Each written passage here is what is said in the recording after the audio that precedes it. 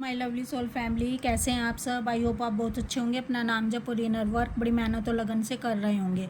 चलिए गाइज, आज हम देखते हैं डिवाइन मैस्कुलाइन को किस तरह से अपना कर्मों का भोग भोगना पड़ रहा है। फिर से प्लीज़ डिवाइन गाइड करें, प्लीज़ राधा रानी गाइड करें। चलिए देखते हैं क्या हुआ है, ऐसा क्यों हो रहा है जो उनको फिर से ये सब सहना पड़ रहा है। 3 ऑफ कप्स, द लवर्स,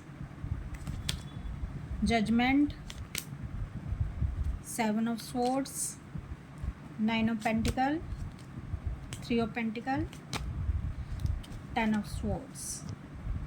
देखिए गाइस, जो डिवाइन मैस्कुलाइन अपनी डीएफ को छोड़कर चले गए थे, रन करके चले गए थे और इन्होंने अपनी डीएफ के साथ बहुत ही बुरा व्यवहार किया था, उसका दिल तोड़ा था और उसको अकेला छोड़कर भाग गए थे। तो इस समय जो शनिदेव हैं वो कल से फिर से एक्टिव हो गए हैं और शनिदेव फिर से कर्मा इनका देने लग गए हैं। इनको कर्मा था पास्ट लाइफ का, कार्मिक और थर्ड पार्टी के साथ कर्मा था इनकी डीएफ के साथ, जो भी इन्होंने डीएफ को दर्द दिया था, पेन दिया था और उसके साथ चीटिंग की थी, तो वो अब शनिदेव इनको फिर से कर्मा देने लग गए हैं।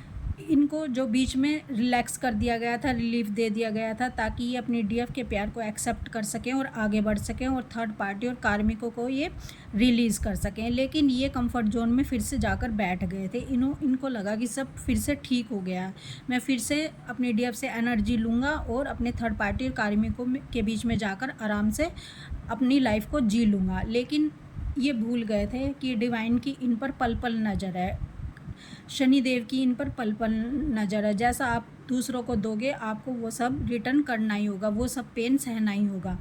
तो इस समय जो शनिदेव हैं वो कल से एक्टिव हो चुके हैं, तो इनको फिर से इनकी लाइफ में उथल पुथल मचनी शुरू हो गई है। इनके लड़ाई झगड़े इनके कार्मिक और थर्ड पार्टी से फिर से शुरू हो गए हैं और इनको इतना भारी पेन दिया जा रहा है, इतना भारी इनको कर्मा फेस करना पड़ रहा है। जो भी इन्होंने दर्द अपनी डीएफ को दिया था, जैसा भी दर्द इन्होंने अपनी डीएफ को दिया था, उसका दिल तोड़ा था और उनको dark night of the soul में जाना पड़ा था। उसकी आत्मा को बहुत ही दर्द हुआ था। तो वही सब इनके साथ भी हो रहा है, उसी लेवल का दर्द इनको दिया जा रहा है। और वो किस लिए दिया जा रहा है? ताकि अपनी डीएफ के साथ जस्टिस करें, ताकि अपनी डीएफ के साथ रीयूनियन में आएँ और उससे कुछ भी छुपाए ना। क्योंकि गाइज, अगर आप अपनी डीएफ से, यानी आप जिससे भी प्रेम करते हो, अगर आप उससे कुछ भी छुपाते हो तो समझ लो आप उसके साथ न्याय नहीं कर रहे, समझ लो आप उसके साथ छल कपट कर रहे हो। क्योंकि जब दो लोग एक दूसरे से अनकंडीशनल लव करते हैं तो वो उनके बीच में कुछ भी छुपा हुआ नहीं रहता। अगर उनके बीच में कुछ रहता है तो वो डिवाइन रहते हैं, सच्चाई रहती है। तो इस समय डिवाइन चाहते हैं कि आपको अपने थर्ड पार्टी और कार्मिकों को रिलीज़ करना ही होगा। आप उनके साथ सेलिब्रेशन में नहीं रह सकते। अगर आप किसी के साथ सेलिब्रेशन में रह सकते हैं तो वह आपकी डीएफ है, क्योंकि वही आप हो, वही आपकी हाफ सोल है।